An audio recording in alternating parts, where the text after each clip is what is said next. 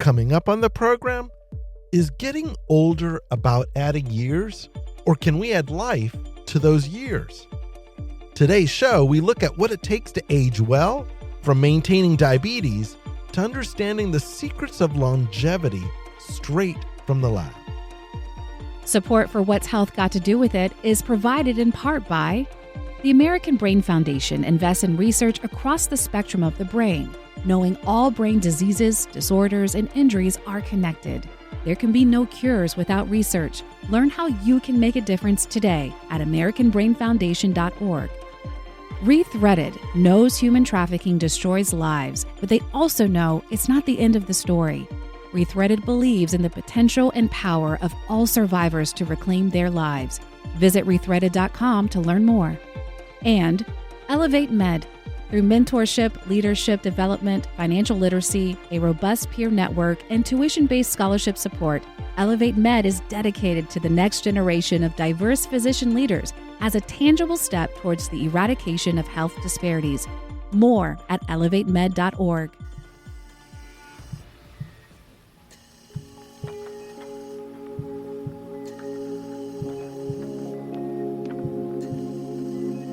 From the moment we're born to our last breath, every American embarks on a journey through the intricate maze of the healthcare system.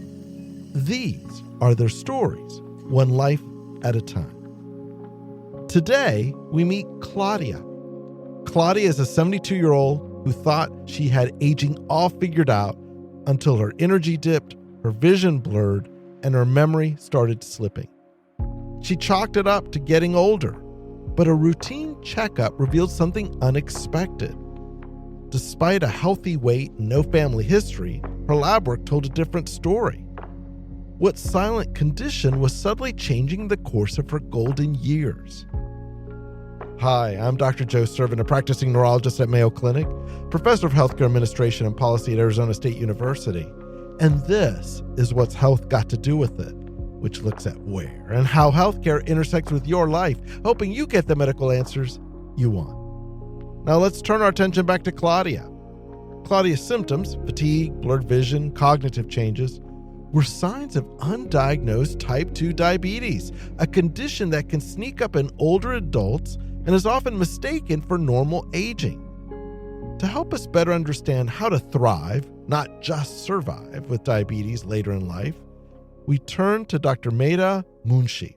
She's a leading expert on geriatric diabetes care and co-author of Aging Well with Diabetes, a 10-point action plan for older adults. Dr. Munshi is director of the Geriatrics Diabetes Program at the Joslin Diabetes Center, a professor of medicine at Harvard Medical School, and a practicing geriatrician at Beth Israel Deaconess Medical Center. And she joins us now. Dr. Munshi, welcome to our program.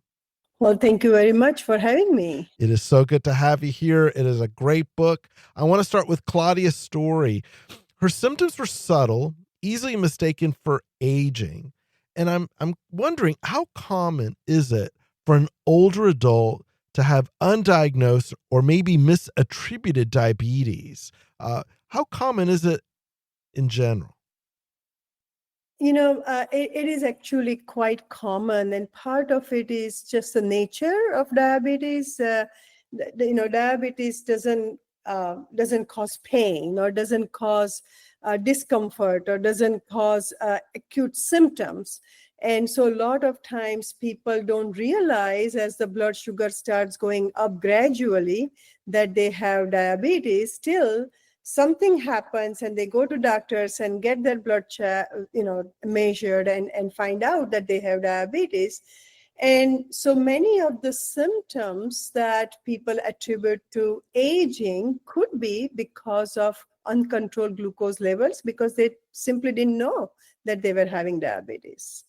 Are there certain signs or telltale signs that we just should not ignore if you have them as an older adult?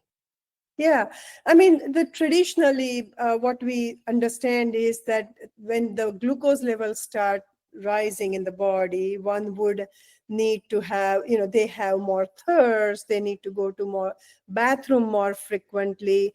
But I I think important sort of message is that it's a reasonable thing to have a periodic checkup with your doctor, because a lot of these things are asymptomatic, does not tell you what's going on, and could be caught if your doctor does certain type of blood test. Now, your book is beautifully titled Aging Well with Diabetes, a 10-point action plan for older adults. And I'm wondering, what was the thing as a doctor that inspired you to create this action plan? Who did you write this for? Well, so when I started, I was trained in diabetes first, and then I was trained in geriatrics, which is the science of aging, and I just fell in love with my patients, and then I combined the two and started this program in 2001 at the Joslin Diabetes Clinic. And at that time, actually, we have identified that kids with diabetes are not it's inappropriate to treat them like a 30 or 40-year-old patients with diabetes, right? Because their body is different, their diabetes goals are different. But we really didn't have the understanding that as on the other side of the spectrum, also the body is different, the goals of diabetes is different, and they should not be treated like a 30 and 40 years old either. So that was the sort of trying to convince people and develop some research data to show them that aging with diabetes is different than what we are used to. And then more and more, as I see patients in my clinic, I realize that there were some of the common themes that what they are worried about, what they are confused about, what their concerns are. And so these are really some of these practical things that I talk up with them about every day. The people, their caregivers, their family members who struggle with that. Let's say someone is newly diagnosed with diabetes and they're in their 70s or 80s. They're on the upper end of the age spectrum. What's the very first thing they should do to manage it well? So a lot of times when they are newly diagnosed in their 70s and 80s, I tell them that diabetes, although sort of diabetes is management is sort of lifestyle management, right? That yes, medications are important, but what changes glucose levels in your body is what you eat, how you eat, and what physical activity you do. Most people, and that's why I love to my specialty of geriatrics, is that most people, when they have grown to be in their 70s and 80s, they take care of themselves. They have done well, otherwise they wouldn't be here, right? So I tell them, don't start changing everything. First understand there are some fine tuning you can do that can improve your glucose levels.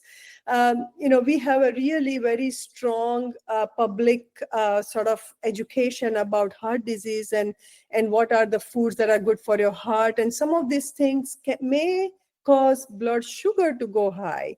So once you understand how your body reacts to different things, you can actually sort of spread it out, make minor changes. And having diabetes doesn't have to be giving up things. It's about adapting to how your body processes sugar. I see. So many of us, we are fortunate to be living at a time when people are able to live to older years. And I'm wondering, when you have a spectrum of what people now consider older adults, is there a difference in how diabetes is managed between, let's say, an 85-year-old person versus a 65-year-old person? Definitely, yes. And I even would go further than that and say that it's not the age in number, right? Because what you are saying exactly is right, that you can see an 80-year-old who is playing tennis. That's right. 70-year-old who is in a wheelchair. So what we try to do is avoid age and say that, okay, as you get older, there is a spectrum, and the way you manage your diabetes, what are the goals for your diabetes, what are the complexities that the treatment regimen should contain would depend on what else is going on, right? So what are the other medical conditions that accompanies that, and do they interfere with your ability to take care of your diabetes, or how we should do that? What is the cognitive function? Are you able to manage that? And what is the physical abilities? And based on that, we should understand how strictly or how intently to control diabetes, or what should be the regimens, or how complex the regimen should be. Speaking of that complexity, one of the things that's very true for a lot of older adults is that they're taking lots of medications. In fact, it's not uncommon to see many pills that they're taking. I'm wondering, how does that complexity, you're on all these meds, impact diabetes management? Because that seems to always be such an issue.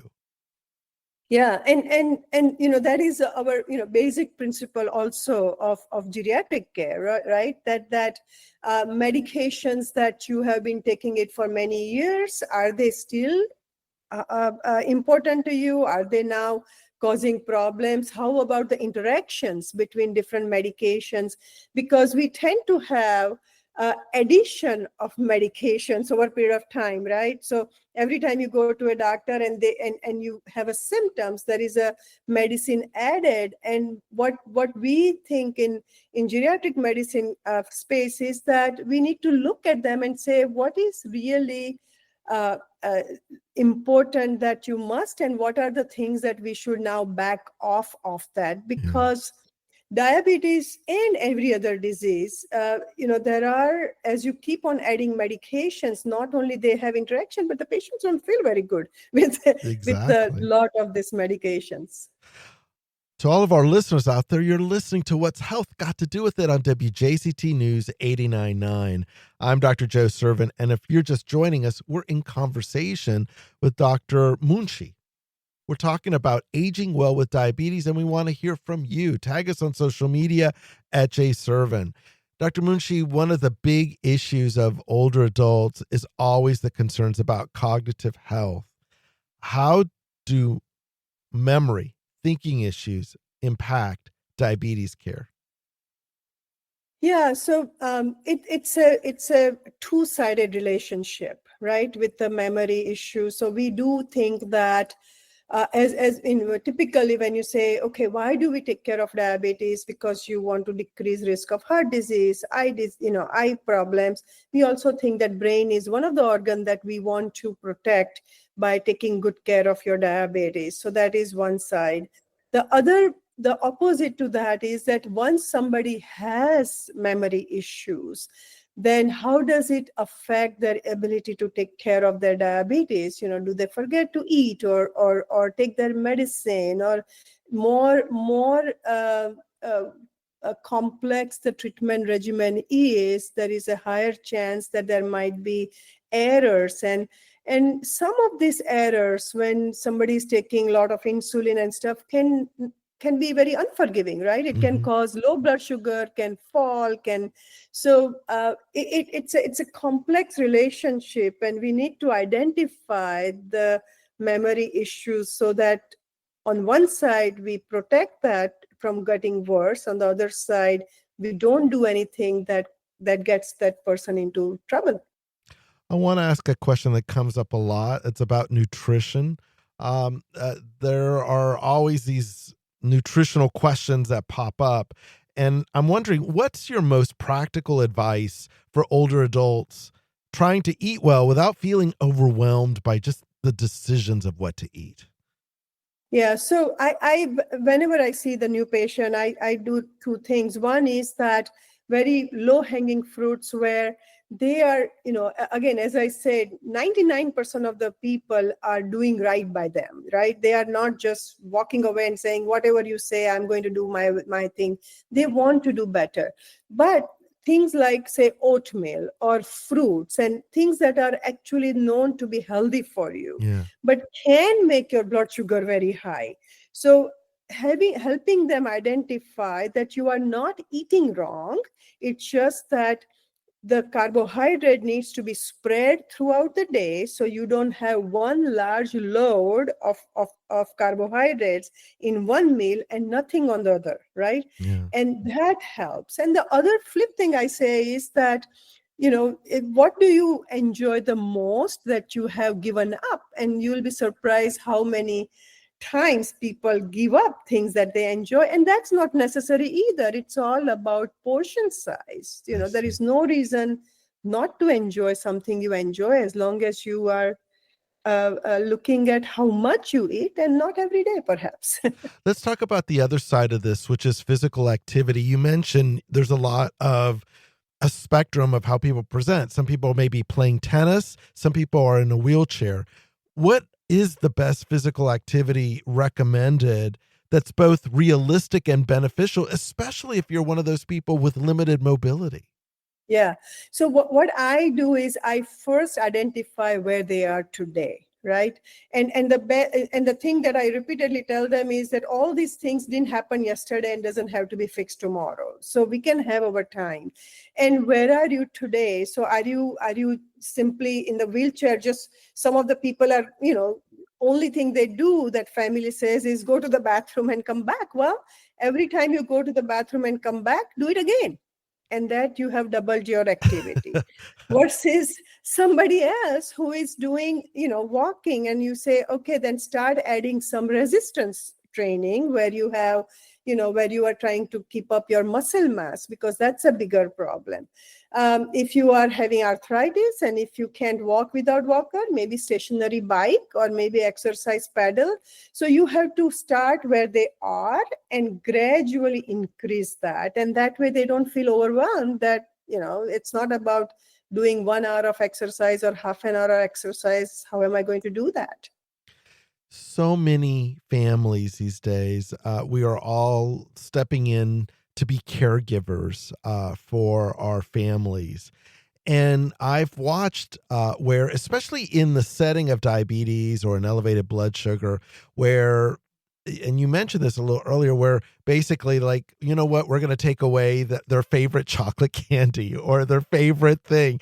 What guidance do you offer to adult children or partners supporting a loved one with diabetes to find that balance of the things that bring you joy, perhaps in the food or something, versus it really needs to go, especially when we're talking about diabetes and elevated blood sugars? Yeah. And I think a lot of times we forget to ask why, right? Right. So, because the diabetes is such a number-driven disease, in the sense that, people ask, like, what is your A1C? What is your glucose level? Yes. And then we forget that why are we doing that? And that why is different for a 40-year-old, 60-year-old, 80-year-old, 90-year-old. And if you are, with the most, all the family members do it with the best of their intention, right? That they want mom or dad to live longer, live happier, but sometimes it can be overwhelming. Educating the caregivers that having a small piece of cake or a small piece of chocolate is not going to harm any organs. It's not going to harm their the time that they live, and it makes a big difference in quality of life. Seems to have a big. In fact, they feel relieved that they don't have to constantly harp on mom or dad Right. to stop them from eating what they enjoy. I have to ask this question because it's we cover it so often and it is everywhere in the headlines, and those are the new or relatively new diet-based meds that really were designed for glucose management. I'm talking about the Ozempics, the Wegovy's, and things of that sort. What about their use, the Ozempics and Wegovy, in older adults? What can you tell us about what we know about that now? Yeah, and like every other medicine, there is a specific reason why we would use it in younger and older adults, right? So going back to how age in number doesn't identify who we are talking about, people who are healthy, who are exercising, because one of the things that we worry about in everybody with these medications, the GLP-1 receptor agonists, the Ozempic and so forth, are that when you lose weight, you lose both muscle and fat. And as we get older, just with or without diabetes, we lose more muscle mass. So if you have the same size of the arm, you have less muscle, more fat in that arm.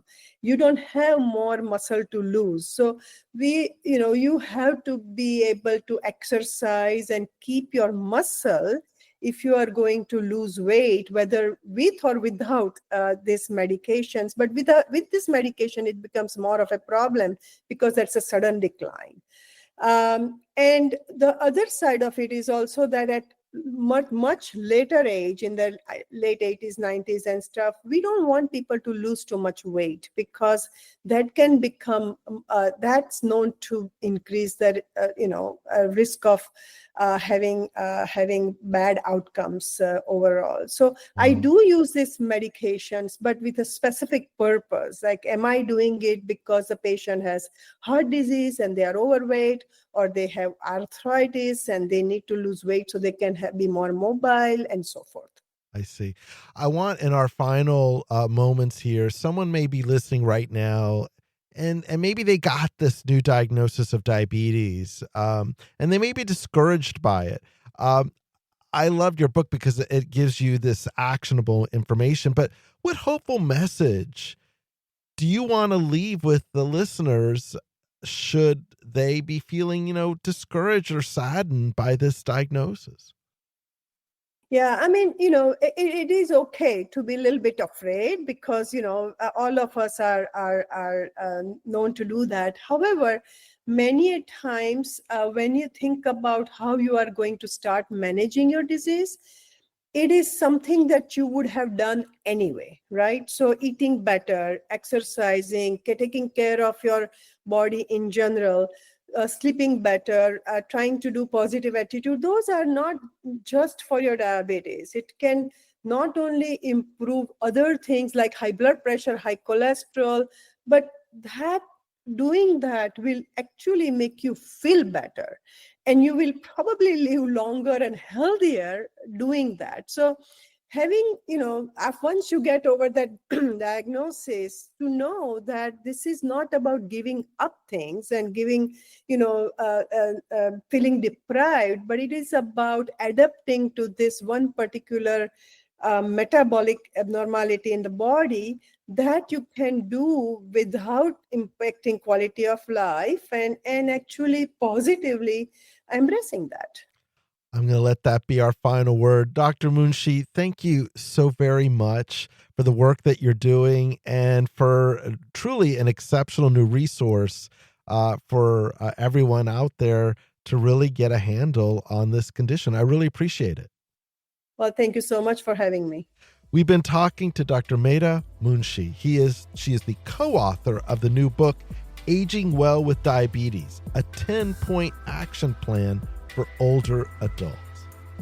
Up next, after your weekly health headlines, we focus on secrets of longevity, straight from the lab. A conversation with renowned biochemist and molecular biologist, Dr. Herb Weisbach at Florida Atlantic University. And we'll be right back.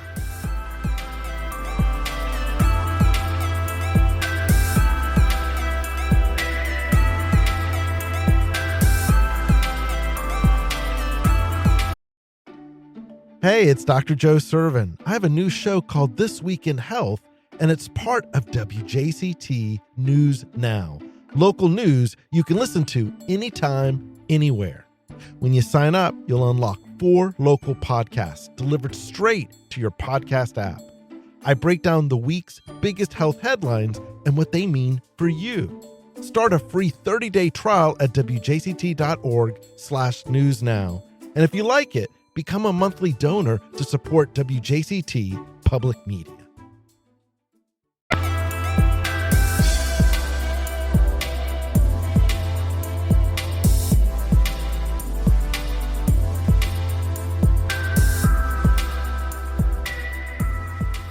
Hi, I'm Stacey Bennett, producer of What's Health Got to Do with It, and these are your weekly health headlines. As summer temperatures rise, so does the risk of heat stroke. According to the National Weather Service, more people died from heat-related illness in 2024 than in any other weather event, surpassing flood and tornado fatalities. Prolonged exposure to heat can overwhelm the body's cooling system and cause heat stroke. Symptoms can include confusion, dizziness, nausea, and even seizures. The CDC emphasizes the importance of seeking emergency medical care if heat stroke is suspected. 1/3 of infertility cases are related to male factors, and studies suggest lifestyle choices may be partially to blame. According to fertility specialists, alcohol and cannabis use can significantly reduce sperm volume and quality, disrupting hormone balance. Many men are unaware of the correlation between their daily habits and reproductive health. Public health experts stress the importance of acknowledging and addressing these lifestyle factors. Marijuana users are more likely to develop cardiovascular risks. A new study has found that adults who use cannabis are 29% more likely to develop acute coronary syndrome and have a 20% increased risk of stroke. More research is needed to determine if smoking marijuana and consuming edibles pose the same threat. However, regardless of how cannabis is used, it can lead to increased heart rate and blood pressure. And for some good news, beloved MASH star Alan Alda is always looking for the funny side of the challenges that come with his Parkinson's diagnosis. Despite managing the disease since 2015, the 89-year-old says it's almost a full-time job that keeps him sharp, curious, and positive. The MASH legend doesn't deny the hardships, but focuses on sharing how daily problem-solving has become a way of life and a source of joy. He's continued acting, most recently appearing in Netflix's 4 Seasons. With his wife by his side, he stays hopeful and spreads the message that life continues with Parkinson's. And those are your weekly health headlines.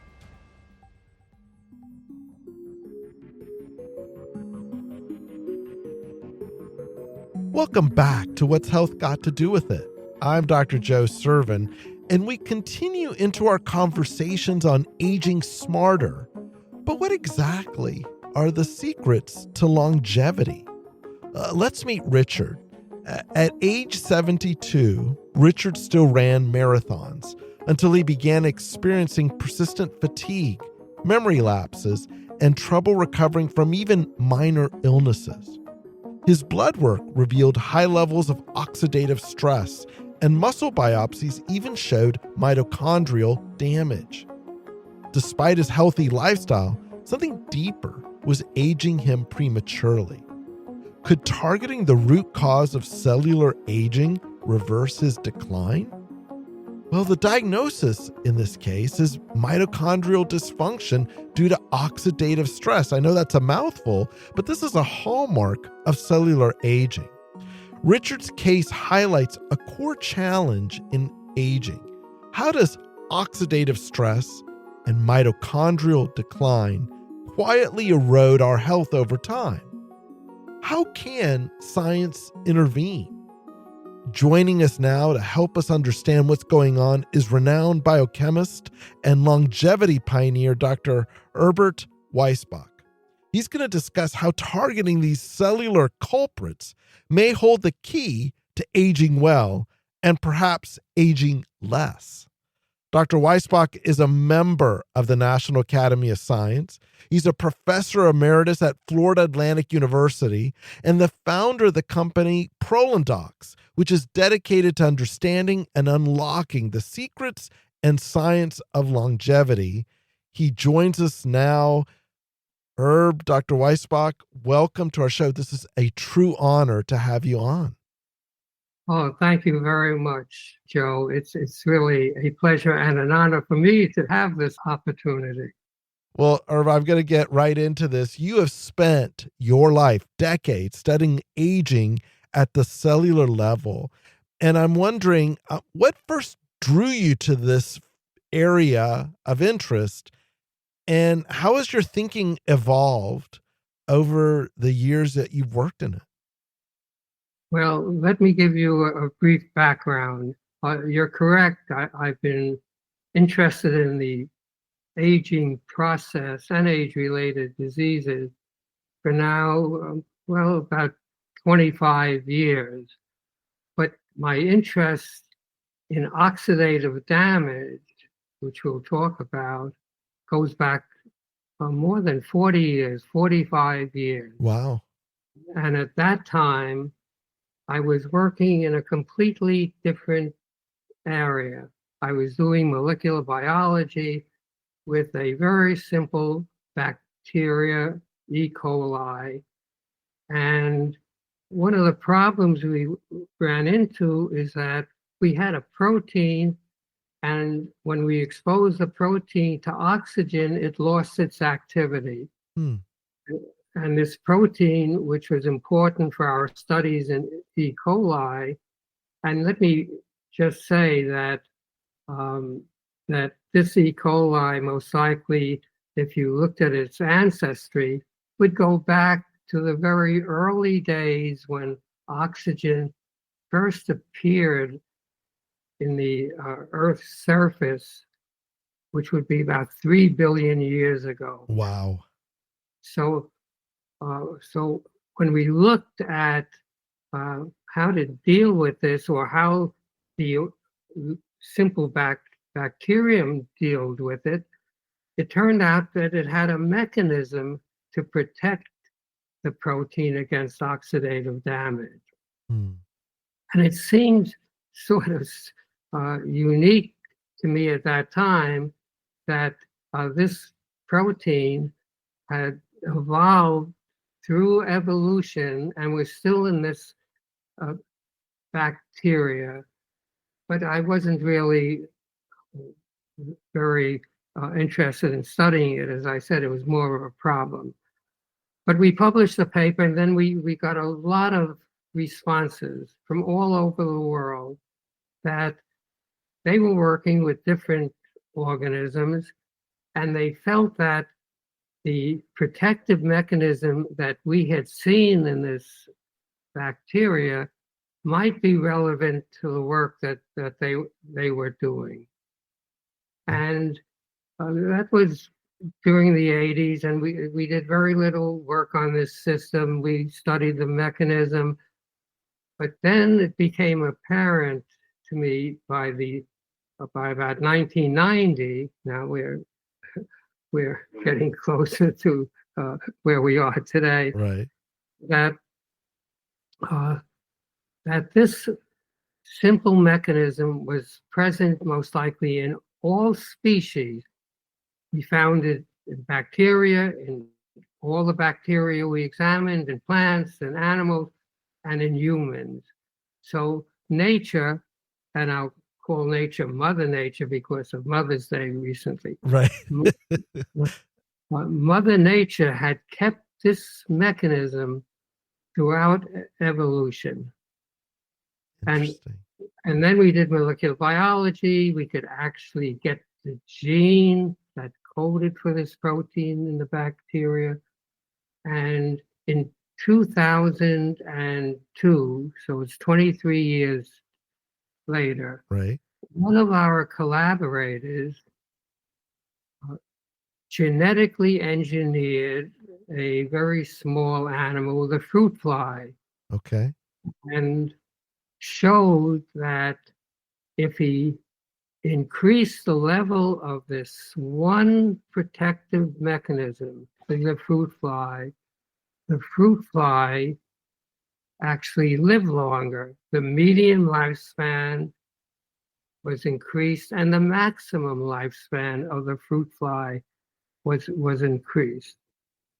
And that's really the answer. It took me a long time to get to it, to how I got interested in the possibility that oxidative damage might play a role in aging, and also some idea as how we might approach this whole problem. And after doing a lot of reading on what goes on in age-related diseases and even the aging process that aren't diseases, hair getting gray, losing hair, etc., bone density going down, it became clear to me that oxidative damage seemed to be involved in all aspects of the aging diseases and the aging process. And here we had a mechanism that has remained throughout evolution that was in our cells, and that the best way perhaps to approach oxidative damage that comes from oxidative stress was, let's not look outside for mechanisms, etc. Let's look at the mechanisms that cells have now, our cells, to protect against oxidative damage that nature put into our cells way back in the early steps of evolution. Because the chances are we can't come up with anything better than what Mother Nature did.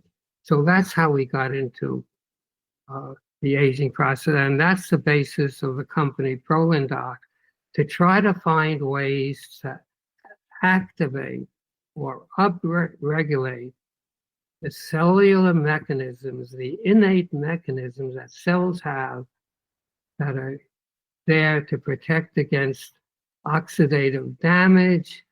And another part of the oxygen metabolism, the lack of oxygen, hypoxia or ischemia, which also is important.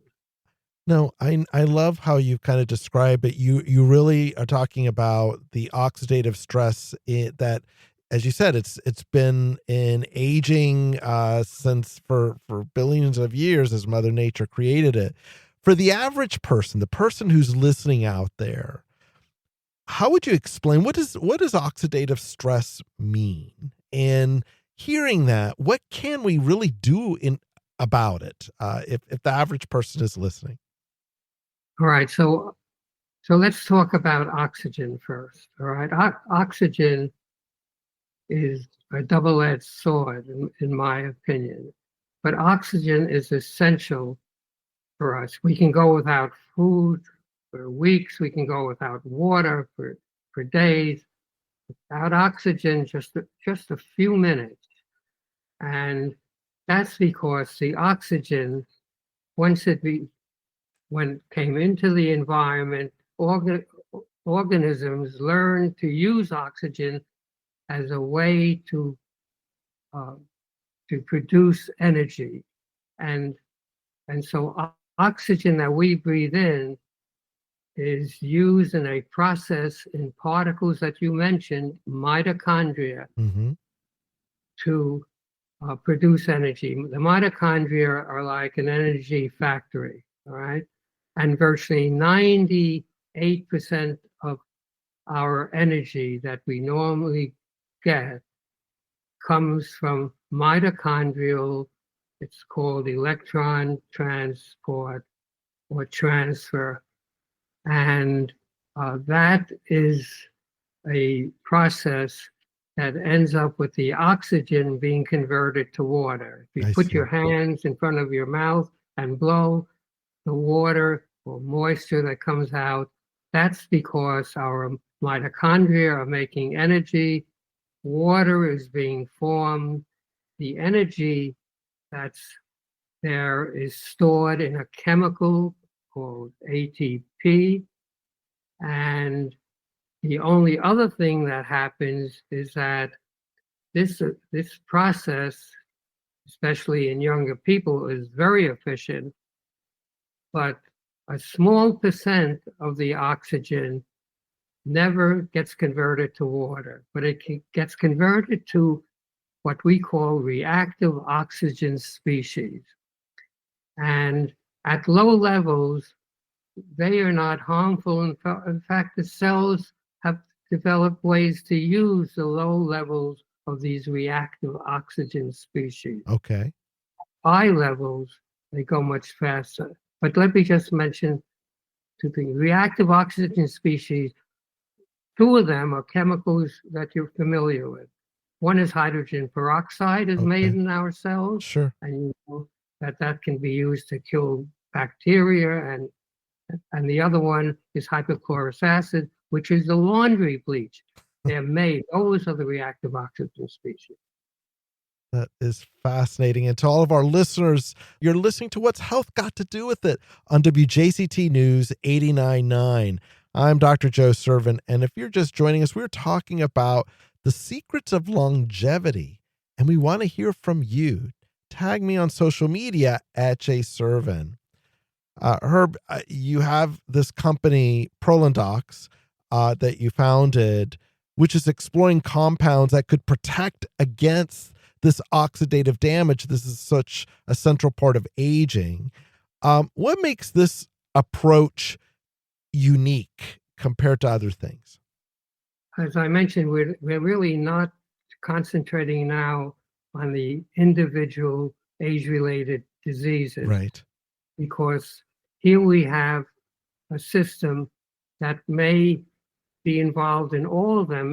If we can control that system, we can increase not necessarily the total lifespan, which they say is about 120 years. That's the maximum lifespan. But the medium lifespan, which in the United States is about 77 years. That is 50% of the people will live to 77 years. That is what we're trying to work on. That if we can now increase the medium lifespan, and at the same time, because we're dealing with oxidative damage and lower oxidative damage, increase the quality of life, that is really my goal and the goal of the company. What we want to do is to increase the medium lifespan, that people will live longer and they will have a higher quality of life. Which is fantastic. Now, your group, you've studied how a common anti-inflammatory drug, I even remember studying this in med school, Sulindac, could protect retinal cells. These are cells in the eye. And now I'm just wondering why is this significant for older adults? And now this may actually be used for a condition, retinitis pigmentosa, which is found in aging. Yes. So when I was convinced that we ought to try to verify this hypothesis, we wanted to have a test disease to do this. And it was suggested to us by ophthalmologists that retinitis pigmentosa, which I was not familiar with, but it is a terrible disease because unlike other blinding diseases, this disease affects young people. It's a major cause of blindness for young adults. Okay. And there were also animal models. Since it's a genetic disease, there were animal models that had the same type of genetic mutation, or at least one of them, that you see in the disease retinitis pigmentosa. And in our studies on our protective mechanism, we came across the drug, and I won't go into detail there. We came across the drug Sulindac, and we tested Sulindac in an animal model, and this was done by an ophthalmic preclinical company, ICO, in a mouse model of retinitis pigmentosa. And sure enough, this compound, when it was injected in the eye, and we had done previous studies with retinal pigmented epithelial cells, which are part of the retina, to show that this compound could protect the retinal cells against oxidative damage, and it slowed the loss of vision in the animal model by about 30%. Wow. And we brought that to the FDA, and they provided orphan drug designation for Sulindac for the treatment of this genetic blinding disease. And what we're trying to do now is just get the best formulation to provide the drug to the back of the eye. But it was used not only to find a treatment for this awful disease, but also as proof of concept that here's a retinal disease that that definitely involves oxidative damage, and we can use a drug that we know can protect eye and other tissues by a mechanism called preconditioning that not only protects cells against oxidative damage, but also protects cells against hypoxia and ischemic damage, that is low oxygen. Herb, one of the things I want to really get in here as you talked about how the goal is to get people to basically, kind of live out whatever our program lifespan is. Like you said, 77 years, to get good quality of life in there. You are literally on, in the cockpit, if you will, of work in this arena. And I'm wondering, for our listeners out there who may not be scientists, are there simple things that you have learned through your work that may be practical research-backed tips that we can all do to support healthy aging? Oh, if you look this up, you'll find dozens of things that people should do, seniors, to have a better lifestyle and live longer. Scientifically, the one thing that most people can do is simply exercise. Okay. Aerobic exercise. You're not trying to win any races, but exercise that will raise your heart rate. You don't have to go above 100 even. But just simple exercise like that, aerobic and muscle exercise. And again, you're not trying to lift 200 pounds, just enough muscle exercise that you can keep your muscle tone. I think that is the simplest thing to do once you start feeling the effects of aging. And 30 minutes a day for aerobic is more than enough. And it, as I said, it can be just simply walking. Okay. And stationary bike can also help. And the second thing is diet. And just try to keep your weight, your sugar levels, and your cholesterol levels. I think keep that under control, and you certainly do a lot to prevent any cardiovascular issues. And then finally, there are some things that they've now shown are deficient, or most seniors are low in. Vitamin B12 is one example. It's needed for DNA synthesis. Okay. Magnesium is a second metal that's a problem. And also there's other agents that are involve other vitamins, a derivative of niacin called NAD that plays a central role in oxygen formation. And you can buy supplements. The problem is that many of the supplements are difficult because they don't get absorbed into the system. Right. It seems when you take these items as part of food, you can get them readily absorbed.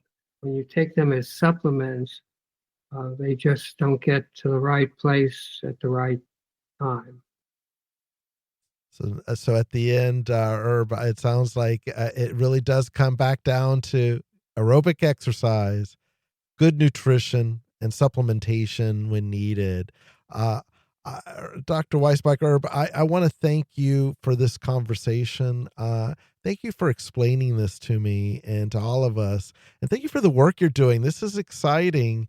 Good quality of life for everybody is something that we all aspire to. We really appreciate it. And thanks for all your insights today. Well, it's been a pleasure to be here. And I hope I've helped someone. Let me assure you, you have. And we've been chatting with Dr. Herbert Weisbach. He is a member of the National Academy of Science, professor emeritus at Florida Atlantic University, and the founder of the company Prolendox, which is dedicated to understanding and unlocking the secrets and science of longevity. Well, that's our program for today. We hope you've enjoyed our show. If you missed anything, you can listen to the full episode at WJCT.org and on your favorite podcast app. Thanks to all of our guests. Our executive producer is David Luckin. Stacey Bennett is our producer. Brady Corum is our director. Caden Collins and Caroline Kahn are our researchers. If you have any questions about this or any topic, let us know by calling us at 904-358-6362, email us at health@wjct.org, or tag me on social media at jservin. I'm Dr. Joe Servin, and you're listening to What's Health Got to Do with It on WJCT News 89.9 Jacksonville. Thank you for listening, and stay in touch. Support for What's Health Got to Do with It is provided in part by the American Brain Foundation invests in research across the spectrum of the brain, knowing all brain diseases, disorders, and injuries are connected. There can be no cures without research. Learn how you can make a difference today at AmericanBrainFoundation.org. Rethreaded needs you to make a difference in the lives of human trafficking survivors. Learn more about supportive services and an array of survivor-made products at rethreaded.com. And by Neurelis, a leading neuroscience company focused on the development and commercialization of therapeutics for the treatment of epilepsy and other neurologic disorders. The company's unique drug portfolios strive to address unmet needs in patient care. Learn more at Neurelis.com.